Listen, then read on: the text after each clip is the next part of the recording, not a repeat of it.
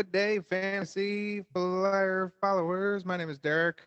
As always, I'm sitting in the fantasy pad with you. With me is Taylor. How you doing, Taylor? Not too shabby, not too shabby. Getting ready for some turkey. I was half expecting you to come in with a some sort of gobble gobble in the Thornberry style. So the truth of the matter is, my phone isn't working. So I Uh-oh. had that, and it's kind of been ruined now. So there it is. Yeah. Had to replug it back in. So that was supposed to lead off the show, but technology doesn't always work the way sometimes. There we Yeah, go. it's like when you do a demo live, it never works. It never does. This is the Thanksgiving special. We are doing this during the Sunday night football game. So when we talk back and forth about the scores, the result will already be posted, and y'all are going to think we're stupid. But the rest of And the games, however, have finished. So that's the good side. yeah, This show we're going to go over the three games on Thanksgiving that you can accompany goes well with your maybe your turkey and your mashed potatoes and your stuffing and your cranberry and then some football on the TV. It's how that works. We're going to go over those three games. We are going to real quick touch on all the games that happened already. The nine segment is kind of hard to go over because it hasn't really been bred yet. So nine segments going to be reverted into a results based nine. At the end of the show, we're going to spend a segment going over or having our way too early. Oh, wait, hold on. I got to do this right. Way too early mock draft. The echo is just my favorite thing to use. So, Taylor, go for it. alrighty. So just a couple score recaps here, and I'll dive into a couple of these games that are a little more interesting. But Bears lost to the Falcons. Falcons at home, 24-27 in favor of the Falcons. Honestly, not too much to touch on here. Fields was fine, had an interception. Algier and Patterson kind of split the carries. We got the expected workload from Montgomery, although a little extra on the receiving side. He was the receiving or the leading receiver for the team, which was unexpected. And Patterson with a long 103-yard punt return. The Falcons come away with a win. Mariota actually had a decent game here, not like prolific, but obviously got the job done. Had some rushing as well as some receiving. Pitts being the leading receiver for them. But yeah, nothing too exciting there. Moving on to the Browns, who lost to the Bills 23-31 at home for the Bills. Well, not at home. They played in Detroit. And wow. So when I read this, I pull up the doc. I don't even look at the camera. I just now noticed your hat. Nice. I Um, know. I saw it, and I think it's great. Continue. yes. So yeah, couple of things here on this game. Apparently, Jacoby Brissett leads the NFL in first quarter completion percentage, which was apparent because I believe they came out of the first quarter with the lead. Yep, they did. And I mean, Brissett actually continues to look good. Like he's fine, but he's not great, which is the problem. It's just not enough. He's not. They need that something extra that a Josh Allen, a Jalen Hurts, a Deshaun Watson, a Justin Oh, Fields can bring to the game. that's the word of the day, John B.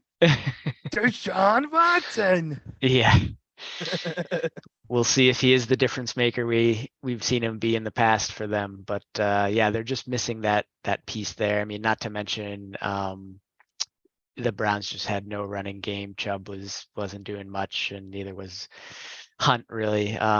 So it was all on Jacoby's back, unfortunately. And honestly, they made a game of it, but the Bills are the Bills, and although they've lost two straight until now, they had a very good game. They was very well rounded. And James Cook had a great game. He had the same amount of yards as Singletary, 86, but on less attempts, 11 to 18, respectively. Or yeah, respectively. So yeah, Bills continue to truck along, and good to see them bounce back here. Moving on to the Eagles at the Colts. Eagles win by the hair of their chinny chin chin, 17-16 against the Colts. I have here holy turnovers, Batman. There was interceptions, fumbles, you name it. This game, kind of going back to what when they played the Vikings.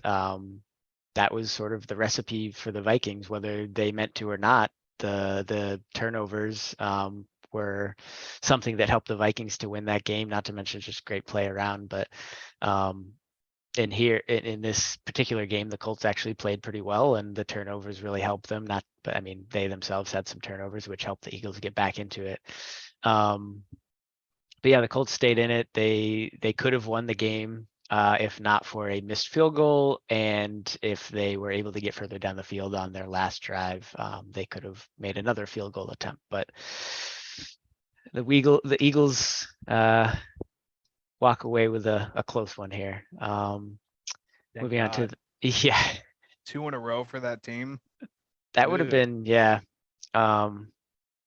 but yeah, I mean, honestly, the Colts kind of deserved to win this game, and had the Colts won, both the Eagles and the Vikings would now be 8-2. But it's a little bit of a different story, obviously. Eagles moving to 9-1, Vikings unfortunately moving to 8-2 against your Dallas Cowboys that just went off. I'll just yeah, I'll skip ahead to that game. I didn't have it next, but Cowboys win in Minnesota 40-3. The Cowboys just like firing on all cylinders. Pollard and Zeke had a pair of touchdowns each. Pollard was the leading rusher and receiver. Mhm. The Vikings just could not put together a drive beyond the first one that got them that field goal. Yeah. No receiver on the Vikings team had more than 34 yards, which that's just absurd. Like they have, We talked about it on Friday's show. yeah, Trayvon Diggs has like this thing of locking up Justin Jefferson. Now Diggs did a good part on that, but it was really the attack of Dallas that got to Minnesota, and right. just Kirk Cousins couldn't get the ball out fast enough. There was Yeah, no place. 7 sacks. Yeah. Yep. Yeah, that's about it. That was literally so many drives and it didn't help that the Cowboys were taking 6 and 7 minute drives themselves. So it, again, didn't see the field. Kirk Cousins couldn't get anything going. Nothing was thrown accurately. When it was hardly not defended well by the secondary of the Cowboys. Mhm. It was an absolute freight train. And they made a Vikings team that just was very competitive with the Bills look foolish Yeah, just on both sides of the ball. Like just foolish. yeah. Really, the only bright spot for the Vikings was Dalvin Cook, who had 72 yards and averaged 6.5 per carry, but that was really it. I mean, yeah, like I said, all the receivers under 34 yards. Hawkinson had the most yards. 9 targets for Hawkinson, caught 5 of them for 34 yards. So yeah, not what you want to see, but I mean, holy crap, Tony Pollard, 80 rushing yards, 109 receiving yards, and 2 touchdowns. Good for him. I don't know if that was partially Zeke still kind of recovering from injury, but I've been saying it. We've been saying it since the beginning of the season. Pollard just looks like the more explosive back. Yep. Zeke is there, and he's a good body to get into the end zone when they're close. But Did it twice today. he did, yeah, he did it twice today. So like he's playing that part, he's playing that role, and that's working fine for them. So yeah, great win by your Dallas Cowboys. Um, my Patriots at home won 10 to Because of 3. good return and a not Yes. called penalty. So actually, I honestly I didn't even watch the game because I saw that it was 3 to 3. I was gonna watch it, the condensed version, and then I was That like, is my least favorite thing to do. yeah, I was just what's the point? And then I saw that late It was touchdown. yeah. So yeah, what was the penalty? So the last person, I don't know who returned the ball. It didn't the game Marcus had Jones, the touchdown sure return. I had Yeah, zero interest in the game when that happened still. yeah, Somebody won. It had to happen. Um the last jet that he got by was pushed from behind on a block. It was a block from the back, Oh, I saw that which block. completely negated the return. Um, I don't. Wait, so Or it you're was saying that was a really missed wide penalty? side. Yeah, it was a missed penalty. Oh, from the angle I saw, I didn't think it was bad, but again, angles make a huge difference. The Jets didn't deserve the win No, at I mean, all. honestly, neither team really did. Jets more so. Mac Jones was 23 for 27. Yeah, he had 246 Like yards, not too 8 bad. for 22. Yeah, It was bad. very bad. And now on Twitter, 77 yards they're passing. exploding at Zach Wilson right now. Like Garrett Wilson called him out. The Oh, did he? called him out. Yeah, in the post game, they were all like, "What are you doing?" Yeah. So I wouldn't be surprised if Zach Wilson gets replaced this offseason. Yeah, I mean, yeah, my notes here, not a lot of offense. Damian Harris was more efficient on less carries, but Ramondre Stevenson was the leading receiver for the Pats. A lot of sacks, 10 between the two teams, 6 for the Jets against the Patriots and 4 for the Pats against the Jets. And then that last minute punt return that sealed it for the Pats. Kind of sums up the game. Exactly. There's a lot of bad football at times. I had 2 Yeah. of my buddies that went to this game, and I feel so bad they spent money on Oh, it. really? Oof. It's all right. Yeah, so yeah, not too much there. Moving on to Rams and Saints. Saints come away with the win here at home, 27-20. Dalton actually put together a decent game. Very efficient. Completed 21 of 25 attempts, had 260 yards, 3 touchdowns, 0 interceptions. So that's great. Chris Olave coming back here, had a touchdown, 102 yards, caught 5 of 6. And Juwan Johnson, second leading receiver, another touchdown for him.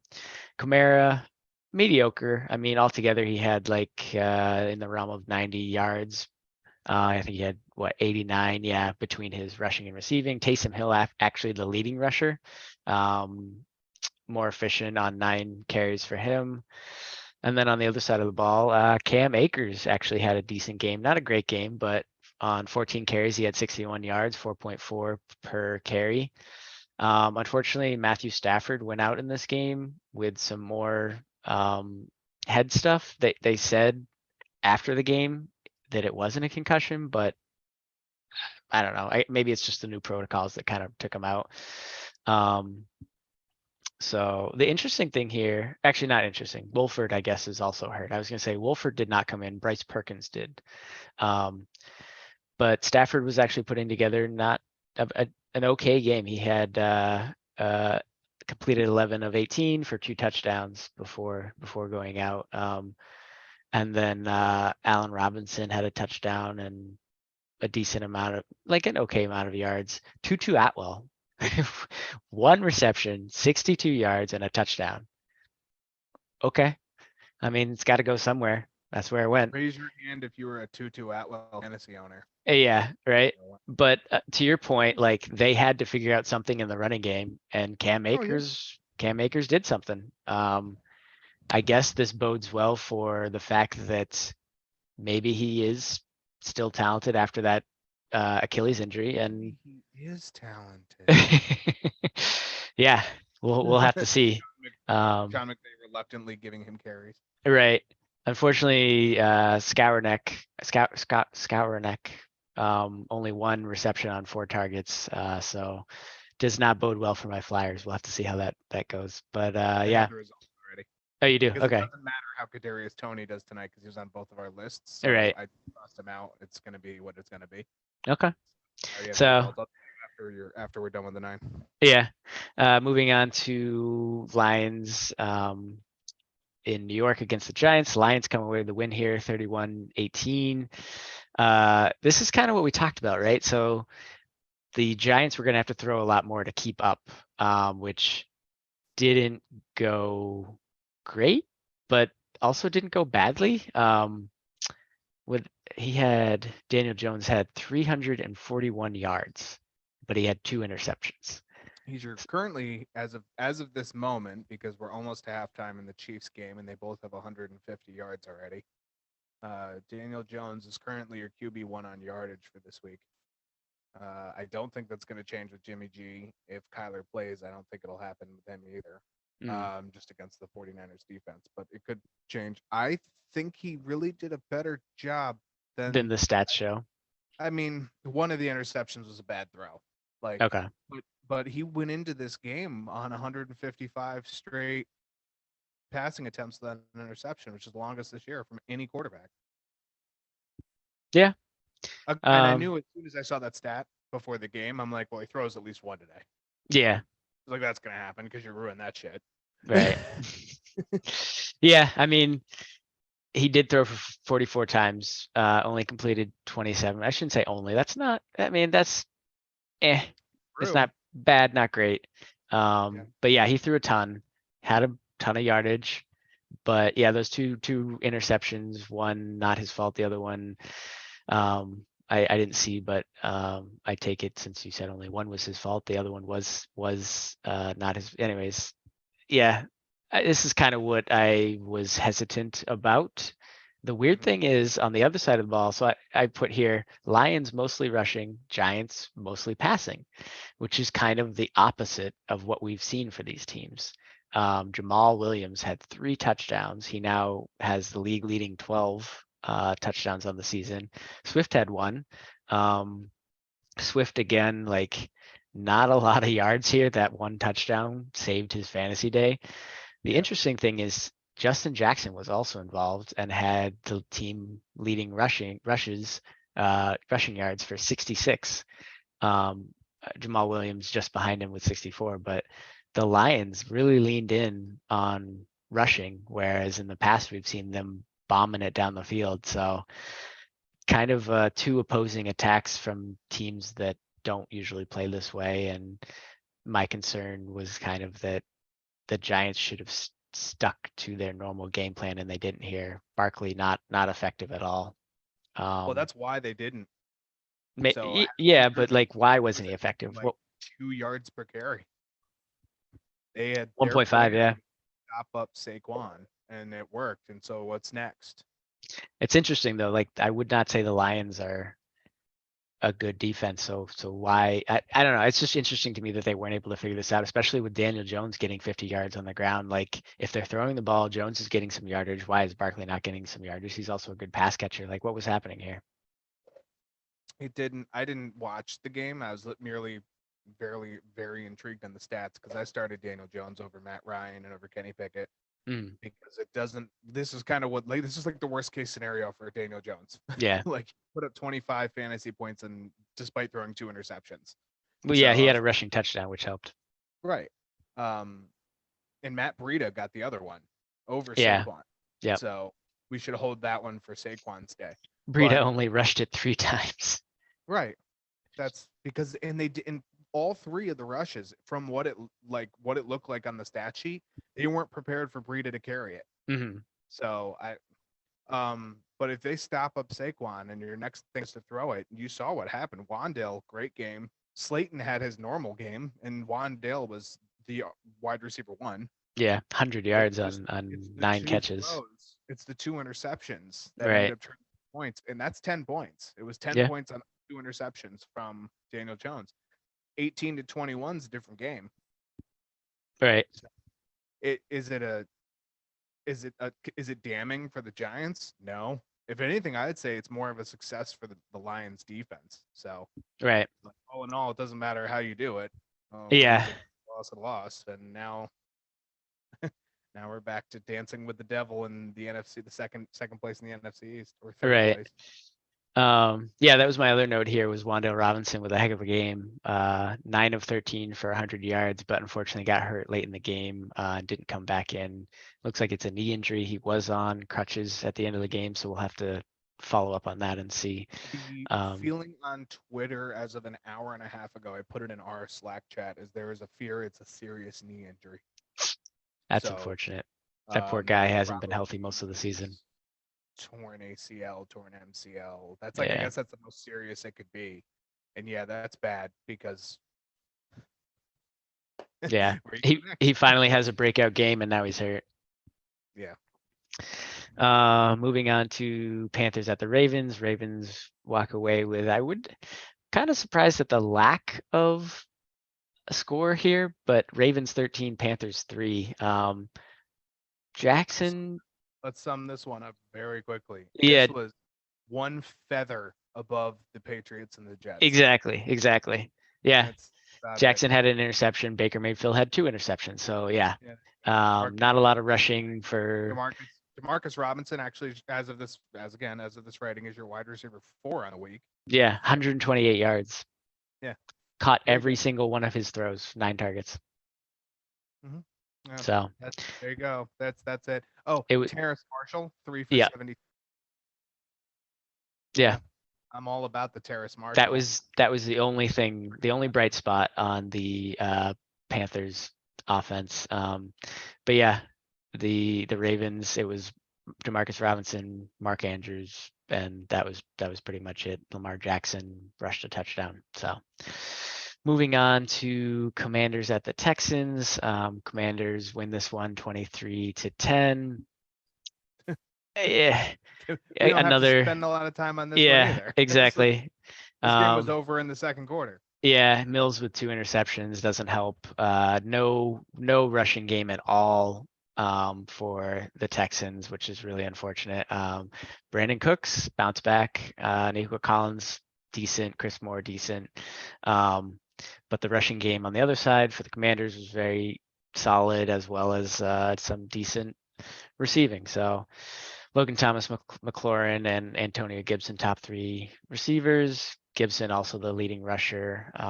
So I don't know if things are shifting back towards Gibson or not, but relatively 50-50 in terms of carries there. Moving on to Raiders and Broncos. Honestly, I won't say I expected this result, but I didn't not expect this result. Like, the Raiders have been putting up some points. Their defense has been atrocious, and the Denver Broncos have just been atrocious on offense, whereas their defense has been decent. So to see this result without Judy is not unexpected, but like, yeah, I don't know. It doesn't do either team any good. They're 3-7. Like, they're not getting out of this hole. I don't see either of them. Well, could Denver? No. What's the standings now? It's very over. Okay. Very, very over. I mean, it's not really over, but Yeah, you're right. I just have the standings. Up, Chiefs 7-2, Chargers 5-4, Denver 3-7 now. Yeah. Well, so there's no chance of them making the AFC West, but for wild card, they're for also wild out. card, yeah. Because there's 7-2 Chiefs. Whoever doesn't win the AFC East is going to end up with at least 9 wins. Whether Dolphins and Bills are both 7-3, Patriots and Jets are 6-4. Right. Ravens are 7-3, Titans are 7-3, and behind the Ravens are the 6-4 Bengals. There's not a chance in hell, honestly, that the Broncos can win. They'd have to win out, and 3 other teams would have to lose all but one game, if not all of them. Yeah. Like, yeah, both these teams are, I don't know, they're just, yeah. People are playing for contracts, whatever. Good talk. Yeah. That was. The guy is drunk, but there he goes.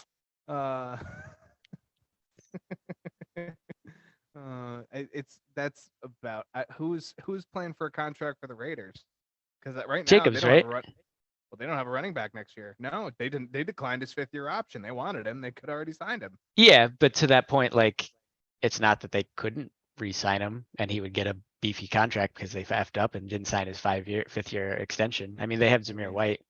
He did a lot better this game than I expected him to do. Yeah. So that's good for Jacobs. If I'm him, especially watching the team the way it is now. Yeah, I don't want to come back. Yeah.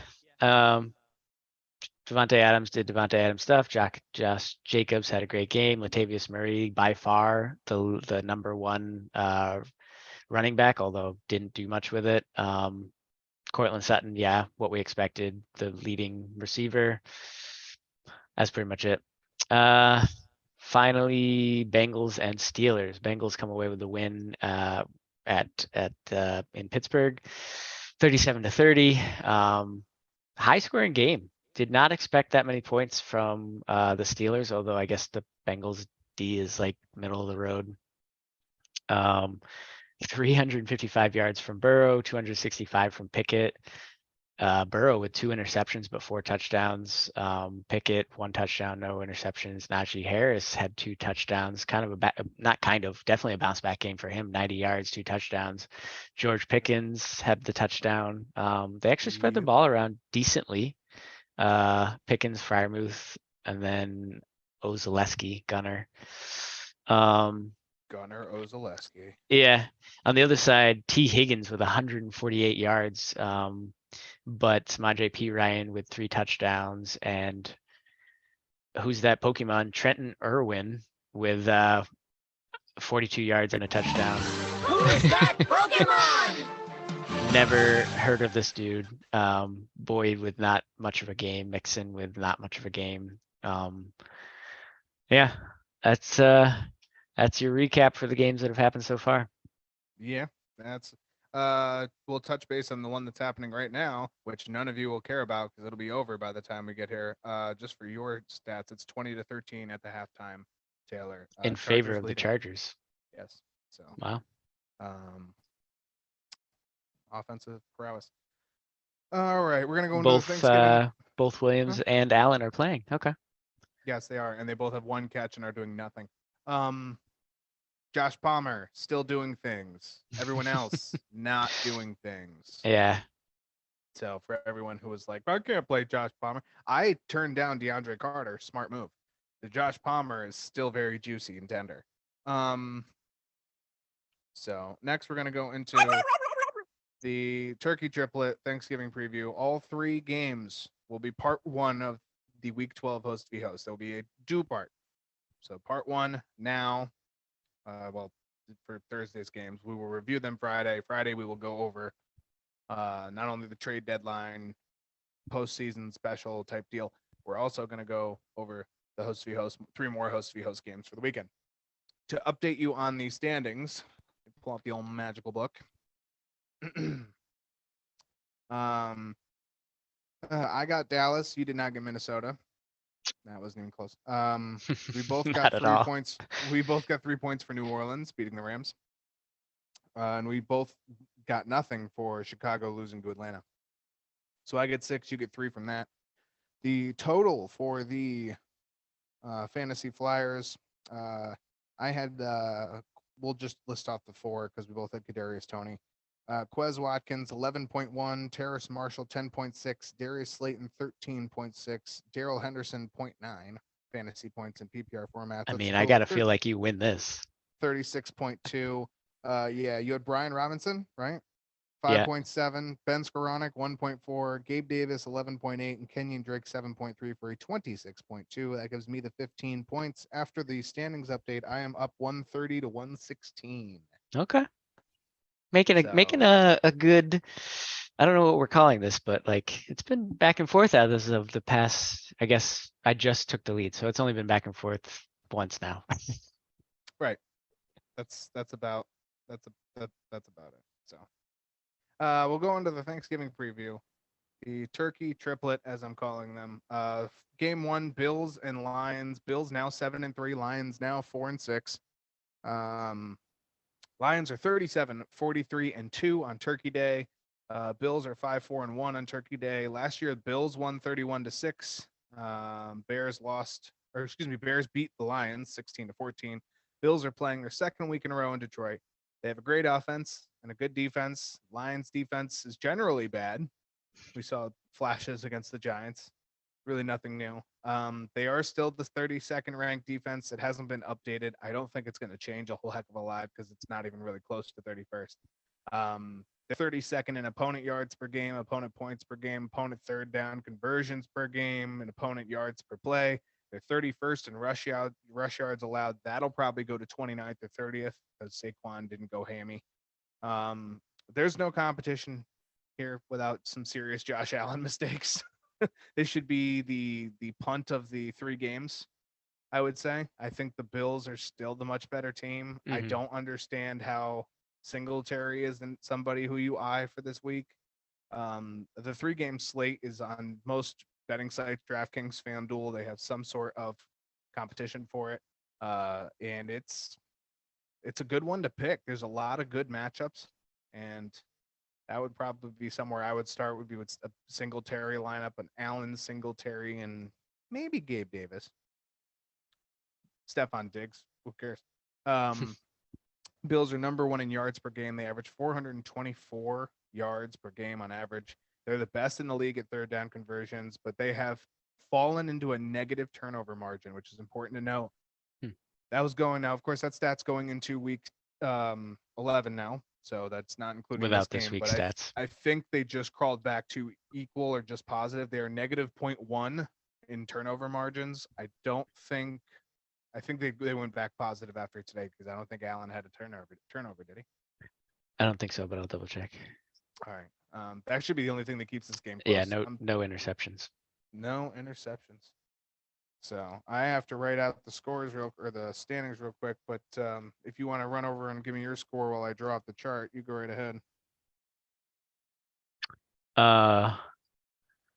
Okay, very good. I did not. We're doing host v host. Yeah. Did you not read the? You don't read the show plan, do you? Where does it say that? Well, okay. Right Doing above it on the where fly. it says all 3 games will be part 1 of week 12 host v host. There will be 3 Well, more for the weekend games that we will go over on 11:25. Now you got to draw it out of your ass. Yeah. All right, here we go. The good we don't news is at least it's a bit of a punt to you. You know what I mean? Like you know probably who you should pick as a winner. It's just getting the score right. Yeah. Why don't we read off the over under stuff as well? Do you have that?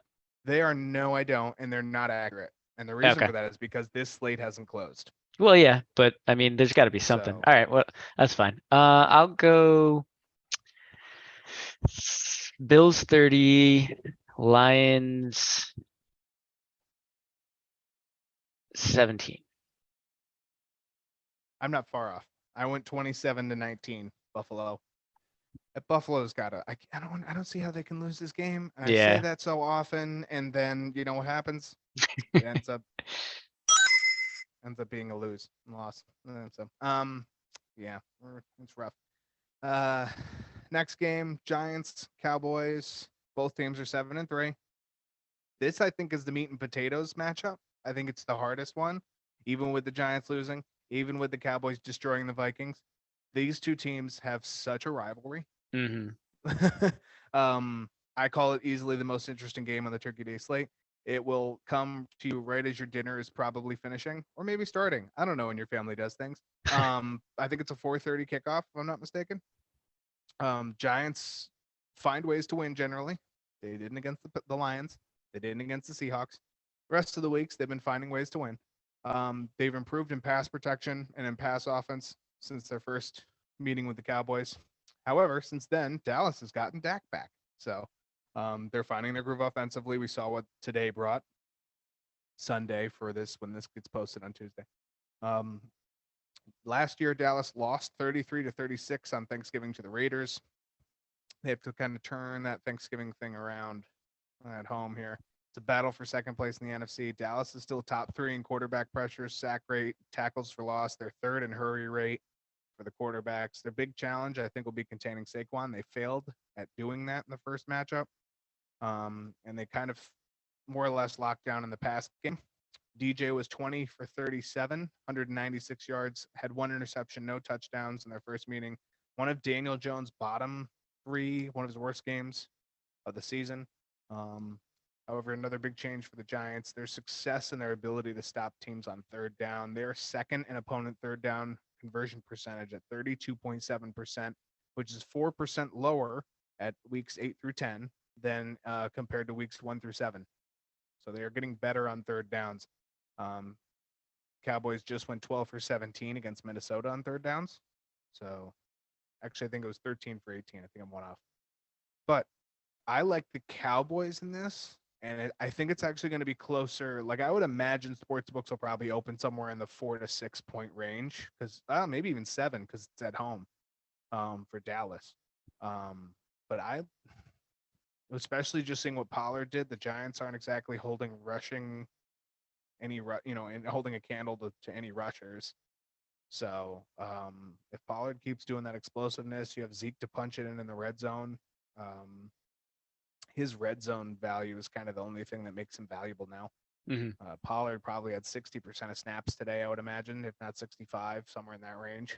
I like the Cowboys in this one. I'm going to go 34 to 20.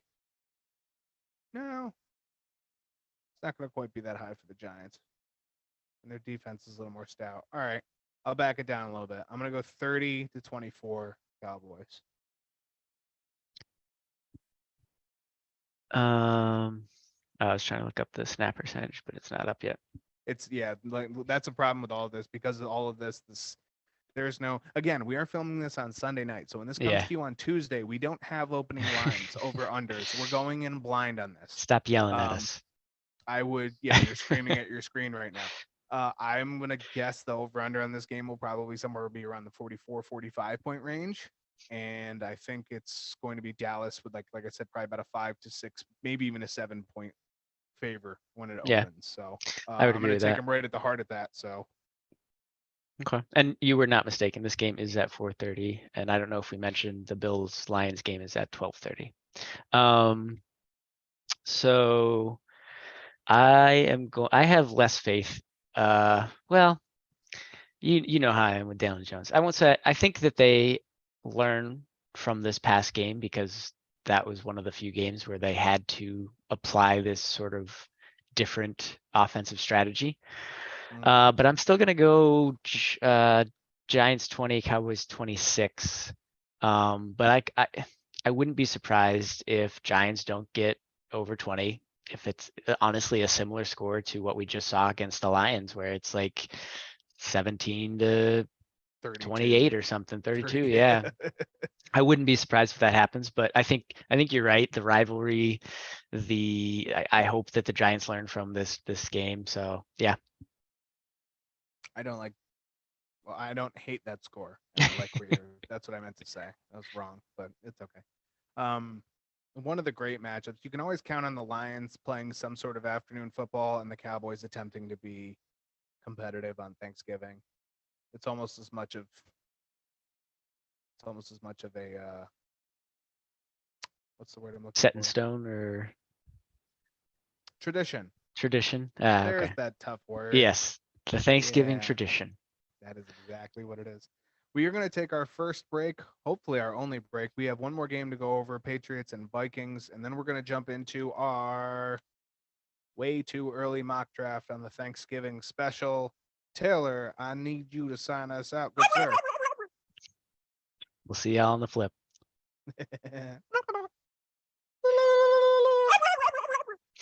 Welcome back. Part 2 of the Thanksgiving special here in the Fantasy Flyer. We got to make it as juicy and tender as the turkey you want on your table. We're going to be on a roll just like Thanksgiving dinner. I'm just going to keep making puns. Love it. That's exactly where I am.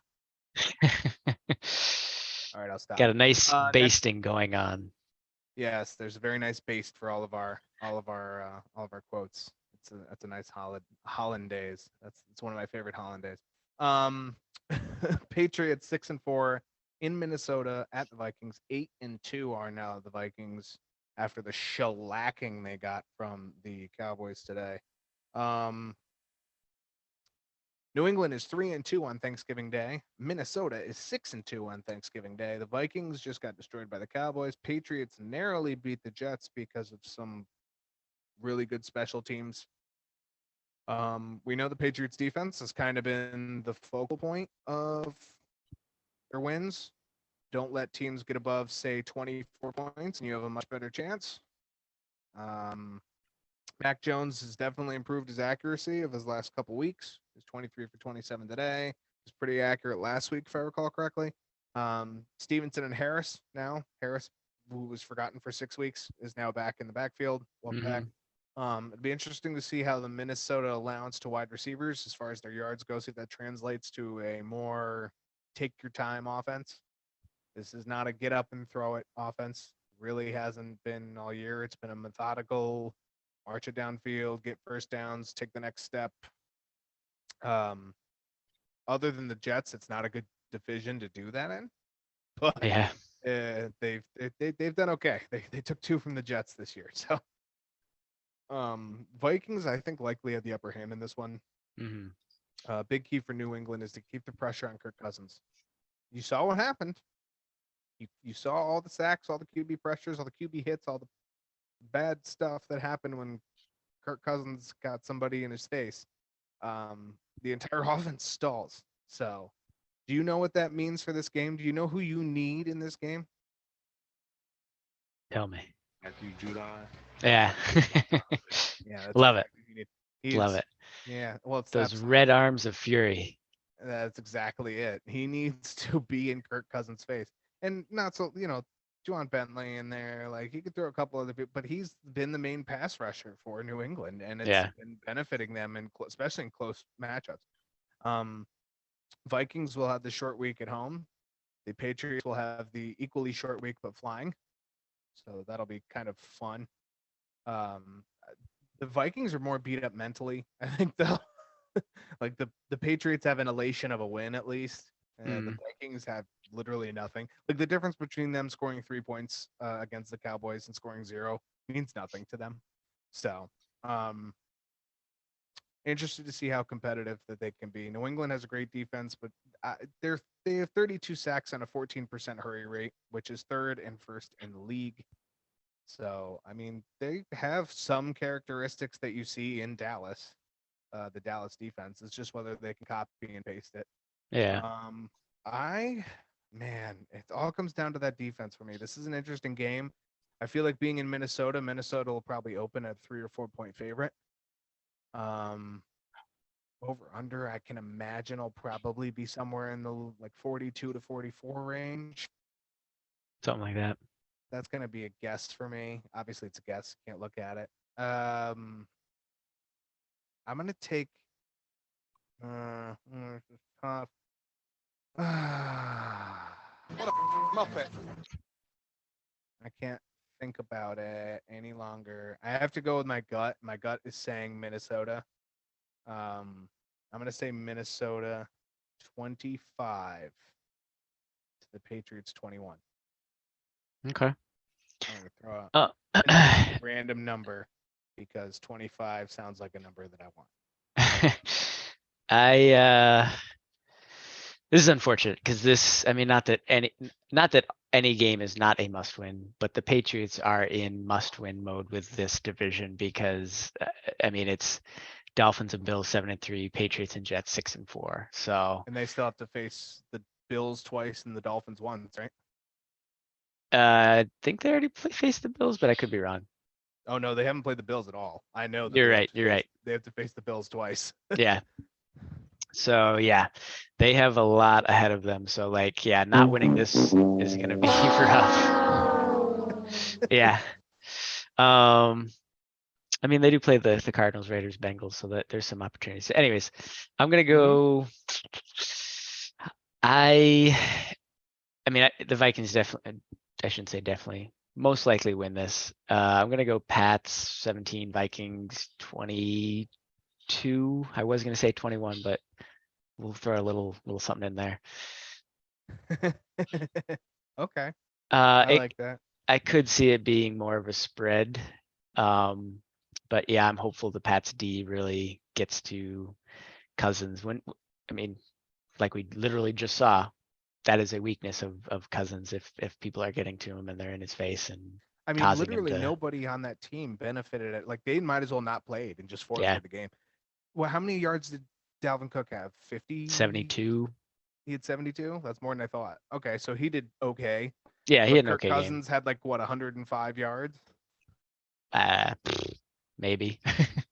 Yeah, it was exactly. It 105. was 105 yards. Yeah, so he narrowly beat out Zach Wilson today. Yeah.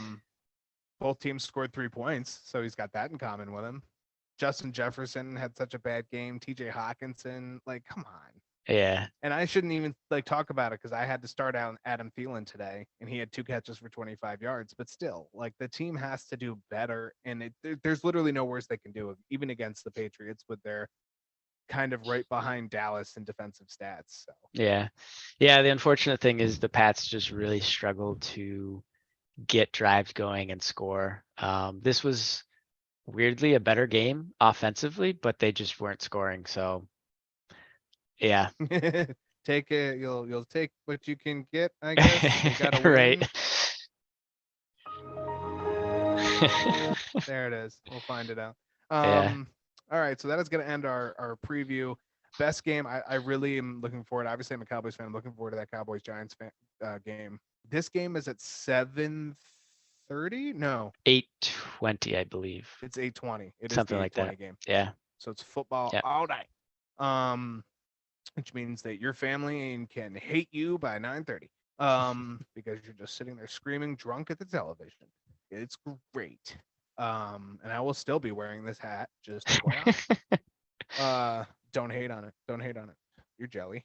All right. So now we're gonna go into the juice, the meat and bones, the meats and potatoes, whatever the phrase is. That's oh my god, that is so That's wrong. It's meat, Wrong. meat You're and not doing potatoes. good so far. yeah, but I said meat and bones. Oh, meat and bones. Well, you've finished the turkey and now you got some bones. Don't worry about the potatoes. The meat and potatoes of the show. It is our 2023 way too early mock. Oh, hold on.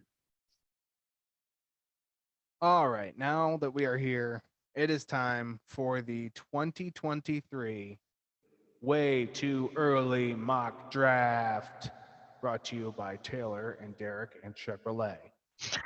Spoiler alert, it's not brought to you by Chevrolet. They are not affiliated with us at all. No, but if Although they we want to would love toss to. us some cash, we wouldn't Right. hate If it. they want to like if they want us to sponsor or be a sponsor of the show, that'd be cool. So this is how it's gonna work. We're gonna go through a 12-team league, 2 rounds. To be honest, the 12 teams don't matter. No. Way too early. I'm gonna go based off of mock drafts to see where players go, to see where I would want to take them. If you're not familiar with the names, you should start to look, especially in dynasty leagues. You should start to look at who is next up, so to speak, with trade deadlines coming up. I don't think it's a secret to anyone who's in a dynasty league that this is probably the best draft class in several years that we should be coming into. Do you want to go first? Do you want me to go first? I will let you have the honors. I have no. Let me have the honors. So I will take it. So at the 1-1, assuming I have the first pick, and we'll go with a super flex league, which is the way that most of these. Yeah, What? that's good to note. Yes, it is. It is important to know we're going super flex. If you're not in super flex, obviously it makes a big difference. You're probably only going to want to take 1 quarterback. We may be taking 2. Most recent that I'm seeing on NFLmockdraftdatabase.com for the 2023 mock drafts, it's a toss up between Bryce Young and CJ Stroud. One goes to the Texans, one goes to the Panthers. And it's kind of like split down the middle right now. CJ Stroud, of course, the quarterback from Ohio State, Bryce Young, the quarterback from Alabama. Both have really unique games. I am going to take, because of who is there, I'm going to take whoever would go to the Panthers. In this case, I think it's going to be CJ Stroud. So he would be my 1-1. And real quick, just before, when we get to this, because we'll do this later in the offseason as well, put your pick into the draft plan. So when you're done. Yeah, that works. I was actually going to start doing it in Slack for myself, but okay. And then put your reasoning or where they think they're going to go. So I'm going to take 1-1 as CJ Stroud. Hopefully he goes to Carolina, because that would be who I would go for.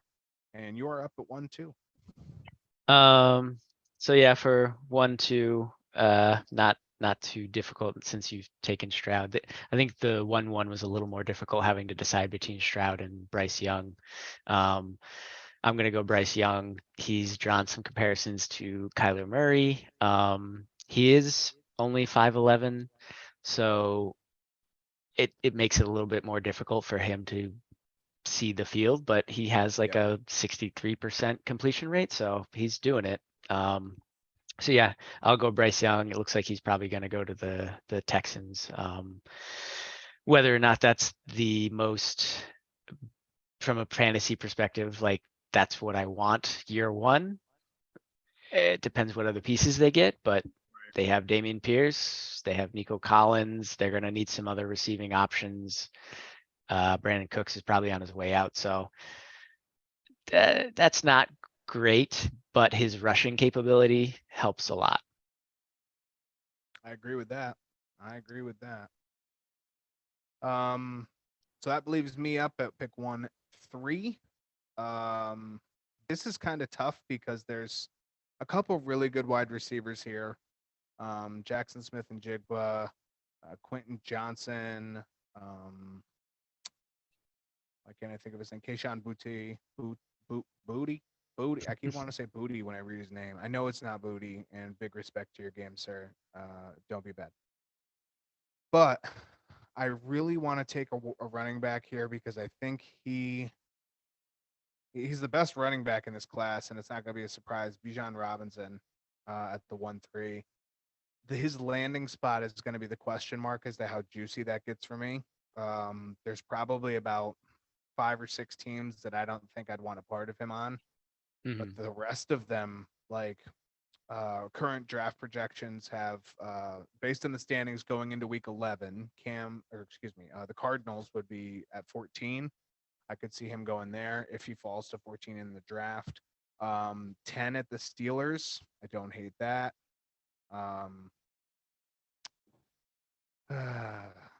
Trying to think of some other ones where that might be. Don't want him there.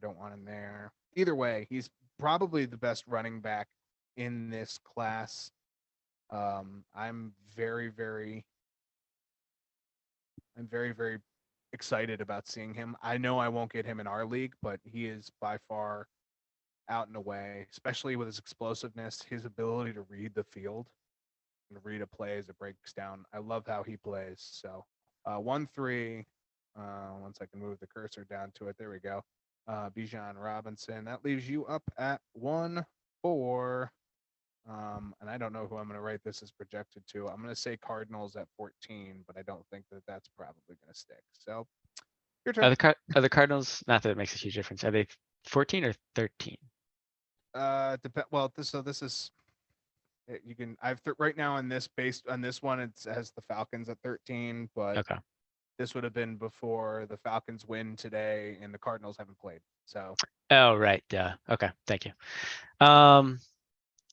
So that makes things a tad easier for me because, I mean, the problem is running backs are pretty valuable, at least in our dynasty league. Superflex,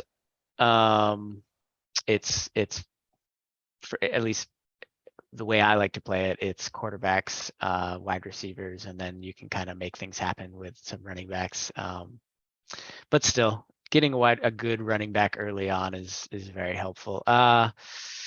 So since you took the best running back option, I am gonna go. I think the wide receiver talent here of Quentin Johnson is just like far and away. He's not the best option, but he is pretty solid. He is 6'4", 201 pounds. Like those are some numbers I love to see in a wide receiver. Tall, not, and I don't want to say overweight, but not too heavy to the point where it's going to slow him down. He's got like a 4.53 40 time projected. So decent speed for his size. You love the big body. He's going to probably be like an end zone target. let's see, he has 42 receptions for 650 yards and 4 touchdowns so far this year. So yeah, he's looking pretty solid coming into the NFL here. I think some people have sort of comped him to AJ Green or Julio Jones. I mean, some people are saying he's not quite as talented as those guys, which those guys were very talented in their prime. So that is obviously a tall order, but I think some drafts have him going to, let me see here, at least where I'm looking, maybe like Seattle at 7. I mean, I guess like you were saying, it kind of depends who falls where and needs. Maybe Chicago, another landing spot since they need some receivers. I don't want to say Detroit, who's also in that sort of area, because they actually have Amon-Ra. They have I like the Texans at 9. yeah.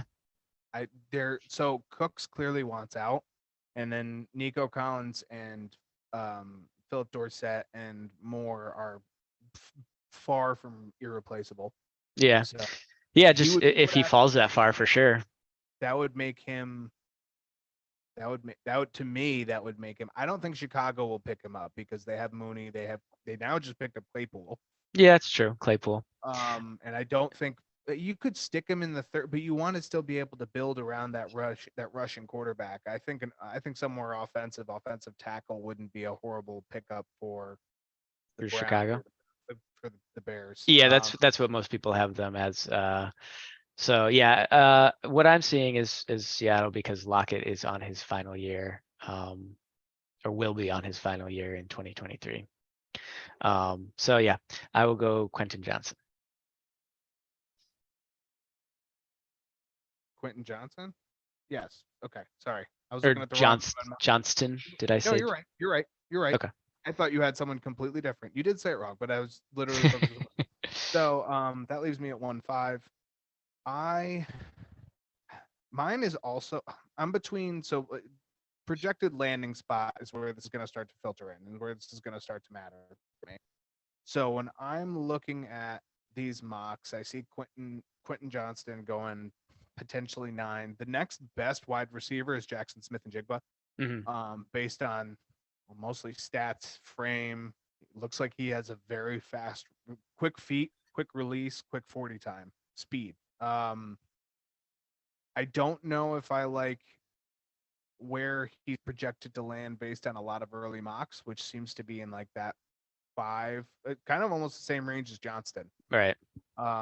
Jackson Smith-Njigba could be, 5 would be currently projected to be the Jaguars. I don't think I want a piece of him behind Calvin Ridley and Christian Kirk, who would both be basically on massive snap expectations. It would be a place for him to grow long term, but I think that damages his immediate production in a super flex league. At number 12 are the Packers, right as it stands right now. And that is a much more interesting spot to me. As long as Aaron Rodgers returns. So it comes down to Jordan Addison, who I do really, really like, out of USC. 6'2", 175, 450. He was with Kenny Pickett, had over 1,500 yards, 17 touchdowns in 2021, got vertical and threatened defenses in a lot of downfield. So I feel like if he can fill out that, the big thing there is he needs to fill out his frame. He's a speedster. 175 at 6'2" is a little bit small, so matchups may be tough. I'm on the fence with those two.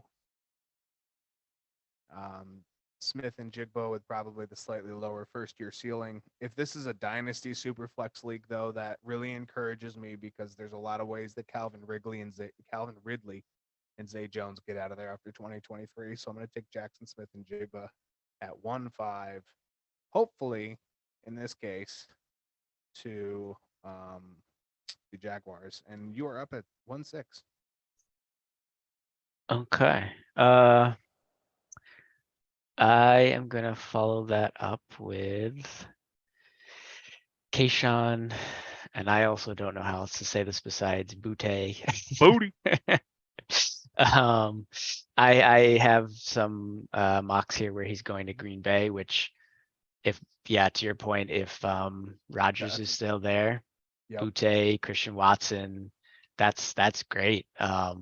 Aaron Jones, his contract, they could get out of it, but he will hopefully still be there. I like that offense. I mean, we've seen sort of the build-up time that Rodgers takes with rookies this season. Granted, there was a lot of injuries, so that's not something I like. But if those are the only two, Lazard, but still, talent-wise, Kayshawn, Christian Watson, I like that.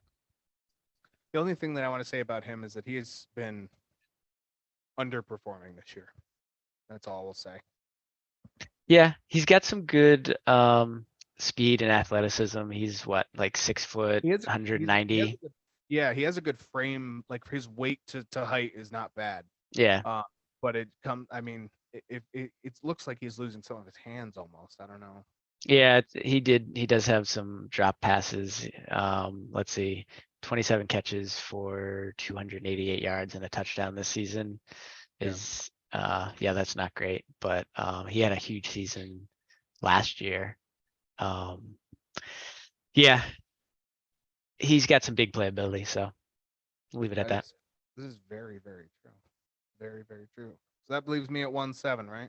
Yep. Well, we are, and of course, in a super flex league, no more fleckies become any more supery than quarterbacks. So I'm going to return to our quarterback. I like, assuming the Lions do this at 7, which I think is their best. They could do it at 11, either one. Again, based on current projections for the draft. If they take Will Levis at either one of those picks, I like him and who he will have to work with off of the rip. Amon-Ra St. Brown, Jamison Williams. There's a lot of youth and a lot of growth that can be had. Jared Goff is not making it work in Detroit. Right now, Levis is 66% completion on his passes, over 2,000 yards, 16 touchdowns. I mean, the only thing he has to really work on, it looks like, is his ball security. So he's doing very well, and I'm not surprised to see him steadying out around the third quarterback going in this draft, especially to the Lions, who, comparatively speaking to the Panthers and the Texans, have a little bit more youth in a receiving core and a little bit better of an offensive line. So I like Will Levis. Levi's, put your Levi's on. Will Levis. And that puts you at 1-8. It does, and you put me in a spot here because I was also going to go back to quarterback. But good on you, good on you. That's a good move. Yeah. So, and I guess the thing to note here is, like, we're doing 12 teams, right? So I'm not picking one team here. So I shouldn't really think of it as like I have 2 wide receivers and a quarterback. No, you have to literally pick the best. You have to pick the most outstanding talent. Yeah. So leaves me with some more wide receivers. You actually mentioned this guy already, Jordan Addison. Yeah. I have him on some of the stuff I'm looking at as maybe Baltimore Ravens around pick 25. Any wide receiver who goes to that Ravens team, they will have Bateman back. We know that, but there is so much, especially somebody with his speed profile. Yeah. That's one thing that team excels at. I like where you're going with this. Yeah, and to your point there, like Bateman he's been pretty solid, but when he is out, the team kind of struggles to move the ball without Bateman. I mean, they have Andrews, Duvernay has stepped up at times, but they don't really have that solid go-to second option. So Addison can really fill that role and overtake Duvernay. Demarcus Robinson has been like boom or bust. So yeah, like if you have Bateman, Addison, and Mark Andrews, that's pretty solid. And I guess just to read off a little bit more about this guy, he's 6'2", and to your point, he needs to fill out this frame a little bit. He's only 175 pounds. If you get him up to 190, 200, granted he may slow down his 40 time a tiny bit, but right now he's projected at 4.5. So keep him between 4.5, 4.6. He's 6'2", is decent size. I like it. All right. So what am I? Is it 1.9 now? It is. All right. I'm checking out one thing right now because I am going back to the running back position. Yep, I thought so. So this is going to be interesting. So the Eagles, I'm gonna work this backwards. The Eagles themselves have right now is looking at 2 picks in the first round because of a trade. I forget which trade. It looks like they're going to have somewhere in the top 5, if not top 7. I don't know which trade that was. Probably New Orleans. And then way down at the bottom end of round 1, they have their own pick. I like, with all the rest of these teams, having a filled-in running back and Miles Sanders being a free agent, I'm going with Jahmyr Gibbs at 1.9. He is a pass catcher, which is a little bit of a difference, but I think that spreads. Obviously, he can still run. Right now, he's looking at 6.9 yards per carry, 672 yards, 6 touchdowns, 31 receptions, 301 yards, 3 touchdowns in the air. A lot of folks are comparing him to that Alvin Kamara style, just like a dual threat. And I don't disagree with it. I think he would fit in really well with the Eagles. If you can balance Jalen Hurts and his rush ability and give him some more structured plays for a rush, you will have such a more dangerous RPO game. And we know the Eagles like their RPOs. So I'm going with Jahmyr Gibbs at 1.9. I think if you're getting him at 1.9 and this is where he lands, it is a probably potential biggest steal of the draft.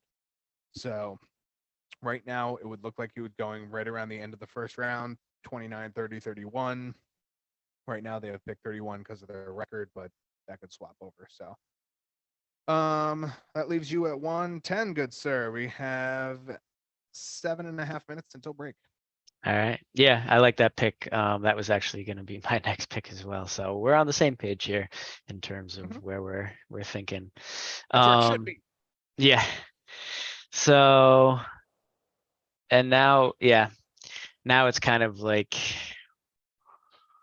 do I continue with some wide receivers here, or I think Evans is further down. Zach Evans, another running back.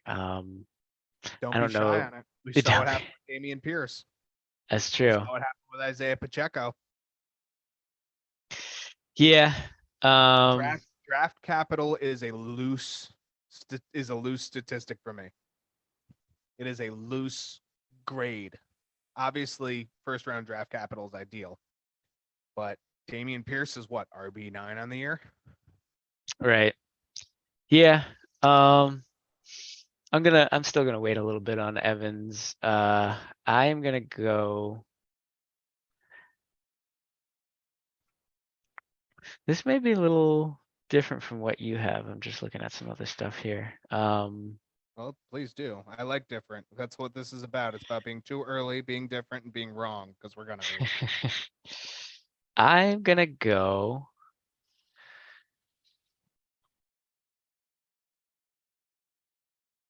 No, I'm changing my mind. Sorry. All right, well done. All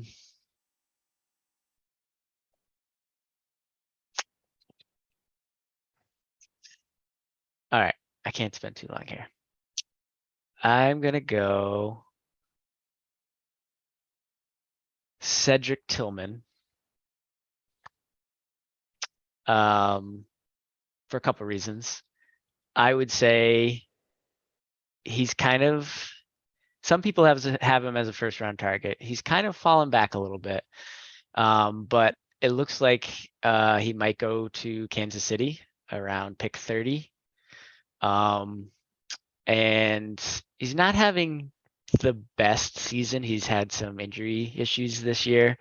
But in 2021, he had a good outing. He's got decent size, 6'3", 215, projected 40, 4.5. But yeah, in 2021, caught 64 passes for 1,081 yards with 12 touchdowns. So probably still not what you would have done here, but I think, yeah, that's where I'm going, especially Kansas City, Patrick Mahomes. Yeah, it's as good a shot as any to take, right? Yeah. I'm gonna go at 111, pick 11, round 1. I'm gonna go with. So the Lions just traded away TJ Hawkinson, and Brock Wright ain't gonna be there for all that long. I know there's Brock Bowers in Georgia. I like his second in line at Darnell Washington. I think there's a lot of, they could actually realistically get Michael Mayer here, who is looking like a very good prospect, but he doesn't have great blocking or size, and his route running can be splotchy, so he can get beat out. Washington has, let me check the stats again, 19 catches, 332 yards, is much as a really well improved blocker, and he could have a much bigger role on an NFL team that is needing that tight end spot. I like the Lions for a tight end spot.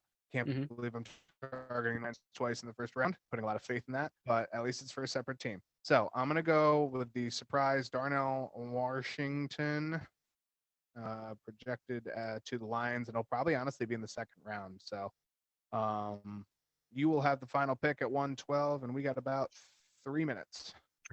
Alrighty. I will now go with, I think, Zach Evans. He's let me pull up some stats here. I think he's Let me get back to them. So he's definitely a smaller guy, 5'11", but he's got decent, like he's filled out that size. He's at 195 pounds. His projected 440 is 4.49, which is decent. And this season he's averaging 6.3 yards with 680 yards for 7 touchdowns. He's also had 8 receptions for 93 yards and a touchdown. I wouldn't say he's the most prolific receiving back, but for his size and that yardage average, that's not too shabby. But I don't actually. Where do you have anything on where he might be going? I have also Kansas City, Zach Evans. Zach Evans. Yeah. This is down to the bottom. You're at the bottom of the second round. I don't think he would go there in a second round pick to the Eagles, because they would have, if they're going to pick up Jahmyr Gibbs, who I think is the better fit for them. So yeah. What I have here is, sorry, go ahead. Say where he might land. Yeah, I have Kansas City again, with Clyde Edwards-Helaire really struggling and probably gone whenever they can get rid of him, if they can trade him, whatever. Obviously they have Pachenko, but this guy, he's got some explosiveness. He's definitely, like I said, undersized, but I could see them kind of giving maybe a day 2 swing on him. And again, can't hate the Kansas City offense. Not at all. Not at all. And there's going to be some holes to fill probably, because Kansas City's still trying to battle back from their front end paid Patrick Mahomes contract they signed 2 years ago. That's going to wrap up round 1. We will have round 2 after our final break, and then we're going to call it. Round 2, we got 12 more picks to go. Taylor, I'm going to let you sign us off for one last time. All right.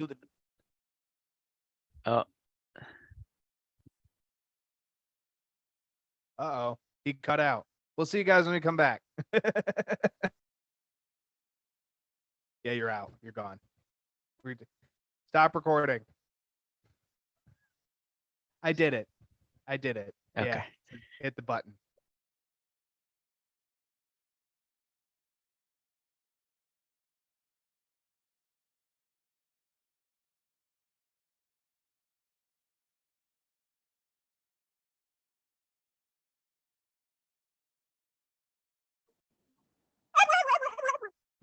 It's the soothing sounds of a Thanksgiving show. Welcome back to part 3. That's me and Derek going after a turkey. That's exactly, yeah, precisely.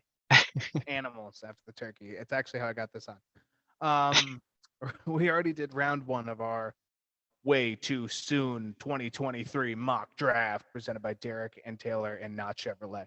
But now we're gonna go into round 2. So 12-team league, super flex, all offense, no defense.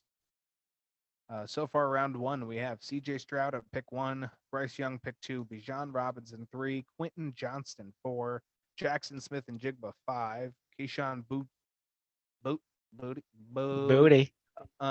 pick 6, Will Levis pick 7, Jordan Addison pick 8, Jahmyr Gibbs pick 9, Cedric Tillman pick 10, Darnell Washington, the tight end from Georgia at pick 11, and then Zach Evans at pick 12. It is back on me for pick 1, round 2. I'll eventually get that right. And I am looking up and down my board, and I have completely written off this pick, which probably should have already gone, I'd say 4 or 5 picks ago, because I think it's a pretty safe need, and we all know it's going to happen one way or another. Somewhere in the middle of round 1, or possibly closer towards the 10, 11, 12 range by the time we get there, the Colts are going to be looking for a quarterback. Now, a lot of names been circled around. The most popular, probably Hendon Hooker from Tennessee. He tore his ACL yesterday. I don't know how well that's going to go. So I'm going to assume they probably go with their next best / popular option / I'm guessing, because I don't know who they've been looking at besides Hendon Hooker. So for me, it looks like it's Anthony Richardson, who's the quarterback out of Florida. A lot of drafts, like the draft board that I'm looking at, mock drafts are looking at him going closer towards the end of round 1, somewhere like the Giants picking them up. I'm not so set in stone that the Giants are getting rid of Daniel Jones. I know that sounds absolutely insane because he's not the most magical quarterback, and I get that. And I would not be surprised if they do get rid of him. But that's a separate story. The big story here is the Colts needing a quarterback who's not Matt Ryan. Sam Ehlinger is young. Sam Ehlinger is not the answer. This man, he's good. I don't know. He struggled in a couple different games, but he threw for 453 yards against Tennessee. He has 55% of his passes complete, 1,900 yards, 11 touchdowns. He does have 7 interceptions, so his control with the ball needs to be helped a little bit. And he does need a little bit of help with his accuracy. But this isn't a team that generally throws it deep all that often. Their depth of passes in the bottom third of the league as it sits right now hasn't changed in 2 games with Jeff Saturday. So I am going to go with Anthony Richardson here at 2-1. And again, for a quarterback at 2-1, you can't really go wrong with the youth there. So I'm going to say, and he's projected to Colts, and I'll say mid-round 1. That leaves you at pick 2, round 2. All righty.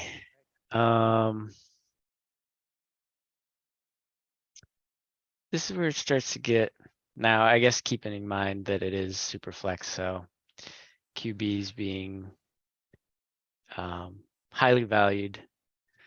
Mm-hmm. Problem is, what quarterbacks left do I like?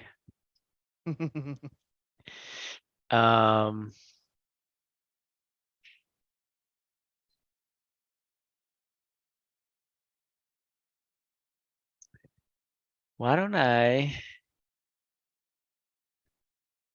where's he going? I'm looking at McGee, or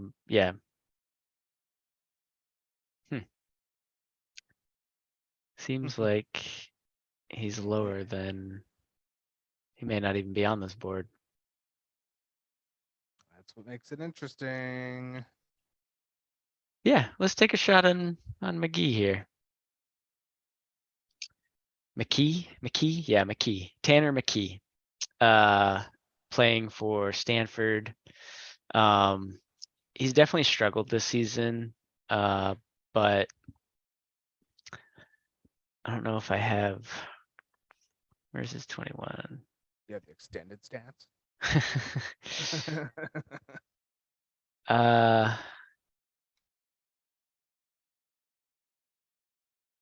yeah, I don't have too much on his 2021. But Aren't in you just wonderful over here. yeah, seriously. In 2022, he has completed 60% of his passes for 2,363 yards, 11 touchdowns, and 7 interceptions. Oh, here we go. 2021 completed 65% of his passes on 2,327 yards with 15 touchdowns and 7 picks. So he's already got the 7 picks that he had last year. Yardage wise, he's surpassed last year, but his completion percentage is less. And I mean, he's still got time to hit that 15 touchdown mark, but yeah, definitely taking a step back here from last year, but some sources have him as a potential late first round, early second round. It depends, obviously, with workouts, interviews, he could rise a little bit, but he's a big body, 6'6", 230 pounds. I mean, he's not a running back, wide receiver, so we don't care too much about his 40, but elusiveness is nice. It's projected at 4.85, so but that's a tall guy, and height from a quarterback is nothing to be shunned at, or whatever you want to say.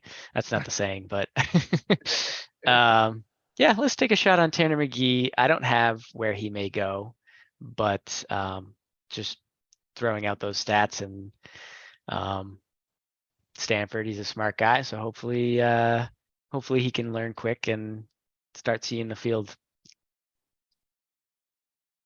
That leads to me at 2-3. I'm staying in the quarterbacks. There's a lot of really good quarterbacks in this draft class coming up. I am going to target another team and work backwards. So I did it with the Colts just a minute ago. Falcons. Marcus Mariota, we've had a lot of chirping last week or two about maybe he's not really fit long term. Good completion percentage. Team struggles at times. Desmond Ridder hasn't seen the football field, and I don't think when he does, he's going to necessarily be better. I would not be surprised if the Falcons went ahead and got somebody from the draft in the later rounds. I'm not talking the first, second, probably not even really the third, maybe the third round. But the opportunity that is there for Drake London, or well, the quarterback who will work with Drake London and work with Kyle Pitts. I like the opportunity to blossom more than necessarily the draft capital. I'm not super high on draft capital as it is. It looks like right now the Falcons are looking to go mid-round. So I figure maybe the third round. I'm going to look at KJ Jefferson, who's a quarterback from Arkansas. He has a 4.6 projected 40. He's similar to with his feet. He's similar to a mobile quarterback, similar to Marcus Mariota, but his arm has shown much progression. He's also he's going to have the same. He's going to have a similar opportunity that Mariota has shown. So I like, and it's complete shot in the dark. That's the point of this way too early. I think if they're going to take a shot at a quarterback, it's between him and Jaron Hall at a BYU, who has a little slower on a 40 time, but is also a little more Russell Wilson-like. He can throw a little more deep ball. So between those two, the most like how they're set up now would be KJ Jefferson. So that is who I'm going to go with at 2-3. And you were up at 2-4. Alrighty. I'm going to go back to my staple here to wide receivers. And I'm going to go with Dontavian Wicks out of Virginia. I have him projected to the Steelers at pick 36. Steelers Now, granted, this is mock drafts, so well, I just threw that in there in bold. I know. He Dante, excuse me. The Steelers are known for grabbing some good wide receivers, but obviously this is a mock draft, so this has nothing to do with the actual Steelers scouting themselves. But they got rid of Chase Claypool. They have Deontay. They could use. I mean, they have Pickens. They could use a solid third. And just looking at Second for Chase. what's that? They got a second round pick for Chase. Yeah. So yeah, they could snag this guy in the second round. He's 6'1", 205. Projected 40 is 4.45. This season he has 30 catches for 430 yards and 2 touchdowns. He kind of had a breakout season last year, averaging, this is a ridiculous number, 21.1 yards per catch on 57 catches. That was his sophomore year, and he had 1,203 yards and 9 touchdowns. So with decent height and some good game breaking ability there, take a shot on Wicks. Okay. Why not, right? You already see mine probably in the I do. as we're updating. If I'm going to take a I like it. shot, yeah. Again, at this point, there's a good chance that the ceiling may be the way to go. 2.5 for me. I'm gonna go with Michael Mayer. The landing spot has me intrigued again. If he actually goes here to the Bengals in the first round, Hayden Hurst is obviously very serviceable. So if this doesn't happen, that would affect where I want him. Also would affect how much that I like. I like Darnell Washington's opportunity if he was to go to the Lions over Michael Mayers if he goes to the Bengals, simply because of the other mouths that are in the Bengals offense that have to get fed. So, but there's not really a whole heck of a lot that can be said about him in terms of production. He has 6 touchdowns this year, 580 yards, 47 receptions. He's doing very well. He's, like I said before, he's not as much of a blocker. Neither really is Hayden Hurst. So I feel like the fit there is not horrible as far as the matchup goes. And again, you're getting thrown to by Joe Burrow in an offense that went to the Super Bowl this past spring. So I like Michael Mayer at 2.5. I'm going to leave you up to it at 2.6. You are on the clock. I like that pick. That was somebody I was looking at. If not this pick, my following one. There are, I mean, there's a lot of wide receivers I like in this class, but I'm gonna go back to QB here. Looking at Hendon Hooker out of Tennessee. He's 6'4", 218, projected 40 is 4.7. This year he's completed 71% of his passes for 2,888 yards with 24 touchdowns and 2 interceptions. That's some pretty solid numbers, especially the 2 interceptions. He also has 405 yards and 5 touchdowns on the ground. So I like this kid. He's definitely got some solid flash playability here. And last season he completed 68% of his passing yards or passes for 2,945 with 31 touchdowns. So I like these touchdown numbers. I like the percentage completion percentage. He only had 3 interceptions that year, and he had 620 yards on the ground with 5 touchdowns. So I like this this dual threat he's got going on here. And I have him potentially going to, I know you already had somebody that maybe would go to the Lions, but I have him as pick 41 going to the Lions, and that dual threat ability could really open things up for them.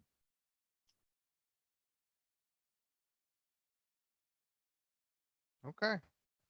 Yeah. I mean, if Will Levis goes there at 7. It's going to be one of the other. The other thing that would halt me on Hooker, obviously, I mentioned it before. He tore his ACL. He will not be playing probably the first half of next season, I would imagine. I missed that. Yeah, I said it. I mean, it doesn't. So it is. I think that affects his landing spot more than his value, especially based on what you just said. So if I'm the Lions and I need that immediate relief, who are you Right. probably you're looking at now? If I'm the Packers and I'm looking for someone to replace Aaron Rodgers, there you go. Hmm. If I'm looking at the Bucks, you got Tom Brady for one more year. Yeah. There you Or Seattle's in that range. go. Somebody who might need it after the 1 year. Yeah, Yeah. that's not completely out of the realm of Maybe even the where I can Colts. see Hooker. And honestly, the Colts is completely plausible because Matt Ryan is still under contract next year, so I don't hate that. 2-7. I'm gonna go to wide receiver 2. I don't have him on this particular mock board, and I hope he finds a place that is. I mean, it all depends on what opens up. I guess is the best way to say this. The Titans potentially have an open wide receiver slot. Um, if you're talking about Lockett leaving, the Seahawks probably have one. Patriots probably have one. Um, the Rams never had a second one. It's still just Cooper Cup.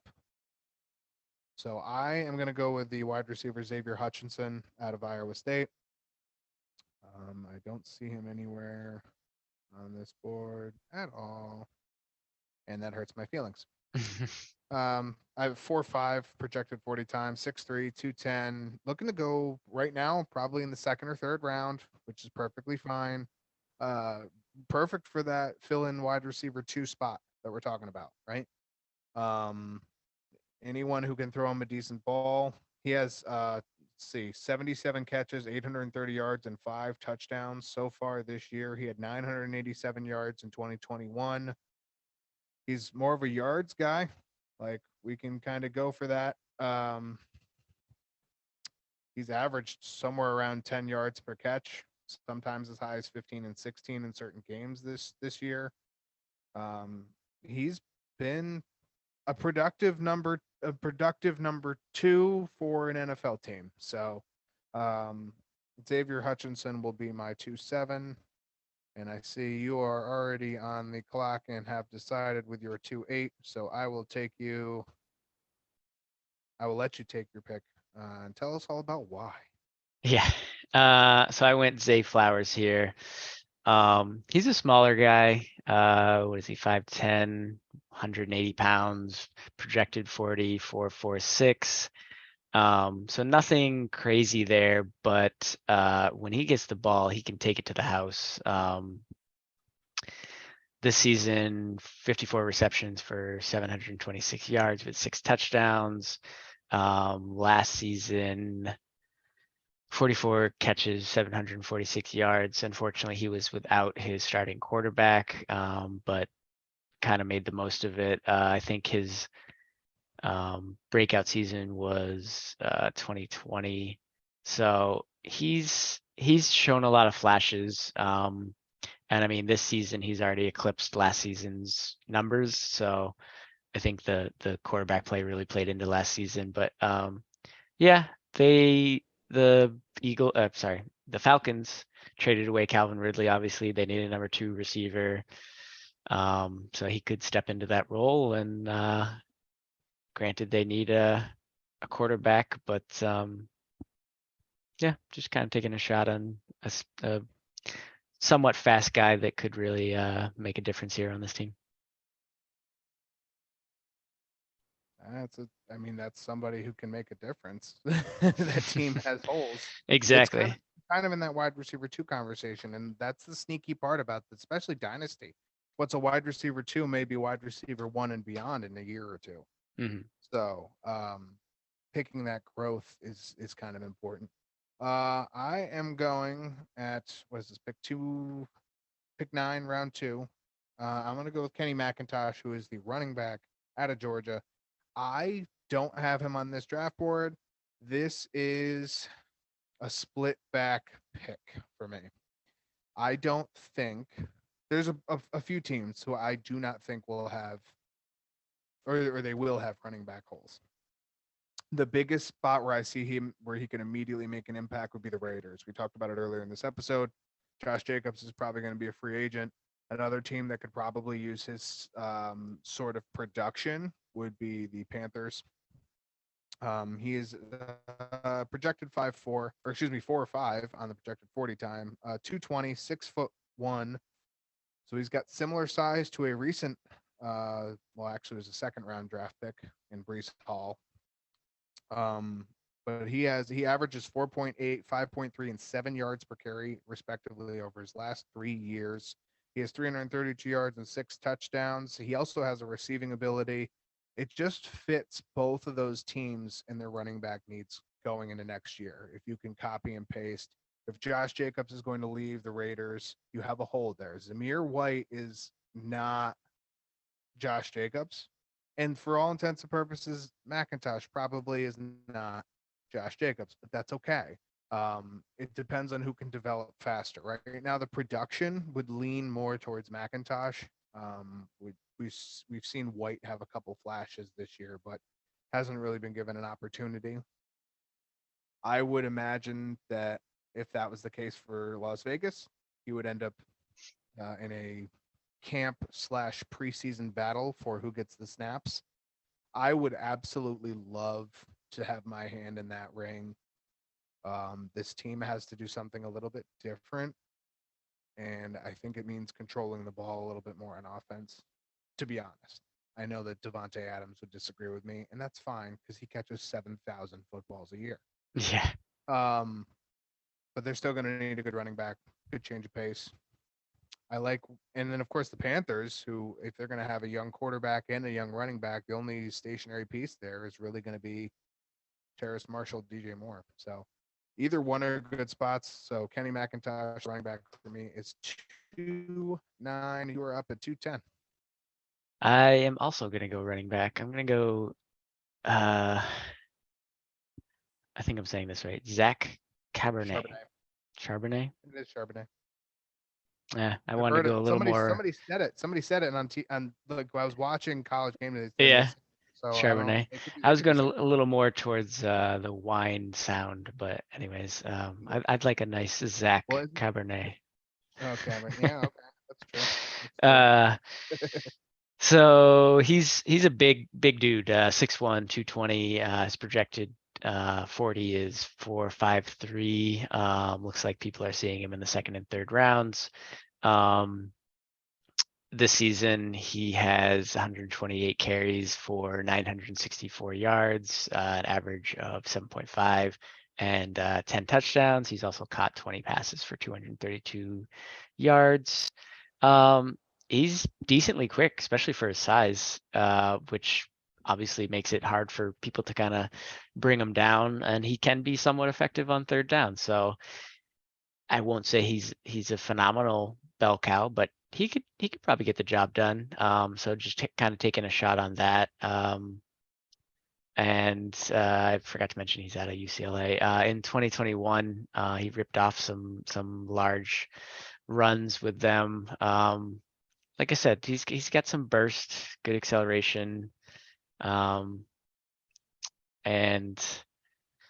I don't have a projected spot for him, but I like that size and quickness, and why not take a shot on those peripherals? Then yeah, I think that makes sense. Peripherals. It does. That brings it to 211. This is my last pick of our way too soon mock draft presented by Derek and Taylor and now Chevrolet. I'm going back to the quarterback position. Someone who's been climbing up draft boards, and I feel like we have to mention him, and so much so that I'm putting him in my one of my picks. Michael Penix Jr., quarterback for Washington. All right, 4.7 projected 40 time. They right now still see him as like a third to fourth rounder, and I don't think that we would see the last of him if he went there. He is a transfer. He went from Indiana before he went to Washington, but he has a 67% completion this year, 3,640 yards, 25 touchdowns. He does have 6 interceptions, but he also has absolute great vision, aggressiveness. He makes plays with his feet, and he has a missile for an arm. I like his growth from what I've seen. I feel it's worth noting. He's literally in the bottom 10 or bottom of the top 10 when it comes to quarterback, most quarterback rankings, somewhere in like the 8th to 10th range. I think that's perfectly understandable. I get why a lot of these other candidates are above him, but if he continues to show, I mean, the only thing he's really seen that we've seen this like some sort of weakness at is when he gets a lot of pressure. He makes mistakes under pressure. The biggest thing for a quarterback under pressure is you have to learn where you are in the field and whether to take a sack or throw it away. Unfortunately, or move your feet or throw it away, or do both. So it's a learning curve, but every rookie will have that. So I like him for a 211 pick. I'll be very excited to get him at 211. I think if I am in a dynasty draft, especially if I'm rebuilding on this particular year. So he's my 211. Taylor, finish us off with the final pick of our way too early mock draft. Alrighty. I am gonna wrap it up with another wide receiver. I'm gonna go Jalen Hyatt out of Tennessee. He is 6 foot, 180 pounds. Could fill his frame a little bit more. Projected 44.47. People see him kind of going in the second and third round, but he's had a bit of a breakout season, so he may climb up a little bit. We'll see. They upset Alabama in that game. He put up 207 yards and 5 touchdowns to help them to that victory. So he's obviously got some good game-breaking sort of capabilities. This year he has 45 catches for 907 yards. That's 20.2 average, which is pretty crazy, and 4 touchdowns. He's definitely not a big guy, but he's not small either. He's kind of right there in the middle. And he's got some quickness and he can run some good routes. So I have, and this is probably too high, but I have on one board here him going as high as pick 26 to the Tennessee Titans, who desperately need wide receivers beyond Treylon Burks, who unfortunately has had some injury issues this season, but we saw him have a good game this week. So he could fill in nicely as the number 2 with Burks there. And yeah, we'll wrap it up with that. Sounds good to me. Real quick follow up on the Sunday Night Football game. 30 seconds left. Patrick Mahomes just hit Travis Kelce to take a 30-27 lead. It's a 17-yard touchdown. So I have won my fantasy matchup. Commissioner actually may lose. He's down right now by 12 points, and he has one less player to play. The juice. But yeah, that's gonna wrap it up for the Thanksgiving edition of the Fantasy Flyer. We appreciate you joining us. This will again be posted obviously on Tuesday. There's a turkey for you. This is so cool. And we appreciate all of you guys for following us. We will be back on Saturday for, yes, the next video will be up Saturday, probably very early morning or mid-morning, in that range. It's like a 9-hour window, but whatever. And we are going to go through the entire Thanksgiving slate. We're going to preview the weekend slate in a somewhat quick fashion, because we're also going to break down the trade scenarios, where your trade values may be, some players to target for your fantasy playoffs. And there was something else that we were going to do on Friday, and it's so late I don't remember what the hell it was. So you guys are in for a surprise, because so am I. So are we. Yeah, so are we. That's the way it goes. Yeah, anything else you want to say from this? This is the very first episode that has a very early, way too early mock draft in it. We will do another one post playoffs, and then we will only be back after that point obviously when we get closer to the draft, and then as we get towards off season, we're going to take a break. But Yeah, no, this was fun. yeah, it's Maybe it's, we'll surprise you with 1 or 2 other people on the next mock draft. potentially We'll see. no spoilers. Ah, No shit, I ruined it. spoil- Yeah, you ruined it right now. You did literally the worst thing you could have done. But yeah, that's it. Anything else from you, Taylor? Just having Keenan Allen back with 94 yards really seems to be helping Herbert. That's very good. I'm glad he didn't flake like his last game time decision. Like, remember Mhm. that? That's why I didn't like him. Good to see he's back. Mike Yes. Williams, that's who flaked. He needs But more yeah, time. to all of you watching, listening, who have made it this far, thank you. Like the video, give us a subscribe, share it on YouTube or on Facebook, follow the Facebook page, and we will be back on Saturday. Have a good Thanksgiving.